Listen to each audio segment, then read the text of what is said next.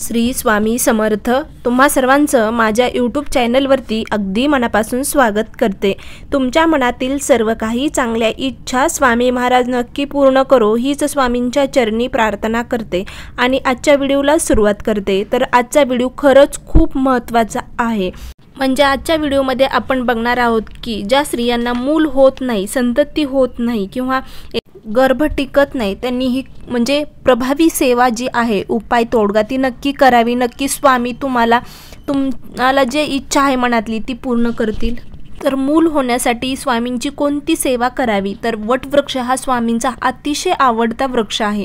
वटवृक्षाला चिरंजीवी वृक्ष असं देखील म्हणतात, कारण हा वृक्ष हजारो वर्ष टिकतो। या वृक्षाला सहज मरण येत नाही।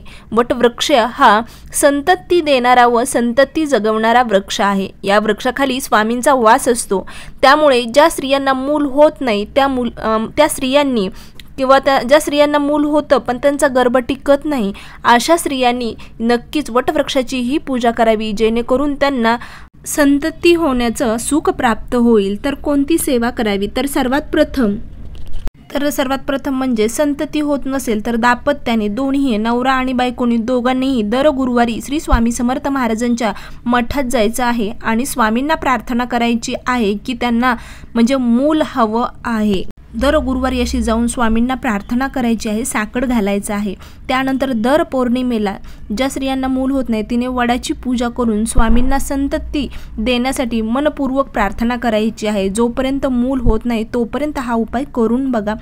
त्यानंतर बघा दुसरा उपाय काय करायचा आहे की दर गुरुवारी वडाची पूजा करून स्वामींना वंदन करून 11 छोटे तुपाचे दिवे म्हणजे लावायचे आहेत वडाखाली आणि स्वामींना प्रार्थना करावी की संतती देण्यासाठी हा म्हणजे खूप प्रभावी असे तोडगे आहेत। तर तुम्ही करून बघा, केल्याने सर्व गोष्टी शक्य होत असतात। स्वामी आपल्या जीवनामध्ये ज्या अशक्य गोष्टी आहेत ते शक्य करण्यासाठीच आलेल्या आहेत।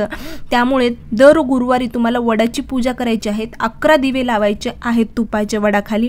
त्यानंतर दर गुरुवारी स्वामींचे दर्शन घेऊन उंबराचे जे वृक्ष आहे त्याची पूजा करून स्वामींना संतती देण्यासाठी प्रार्थना करायची आहे। स्वामी नक्की तुमची त्यांना दया येईल आणि जी काही तुमच्या मनामध्ये इच्छा आहे संतती प्राप्तीसाठी ते नक्कीच तुम्हाला सुंदर संतती देतील। आता दुसरा उपाय काय करायचा, तर श्री स्वामी समर्थ महाराजांच्या मठात बसून आपल्याला एका अध्यायाचे पठण करायचे आहे, कारण हे अध्याय स्वामींनी गुरुदत्तासहित नमन करून शांतपणे आणि दृढ विश्वासाने जे व्यक्ती वाचतो त्याच्या आयुष्यामध्ये खरंच संततीचं जे काही अडचणी आहेत ते दूर होतील।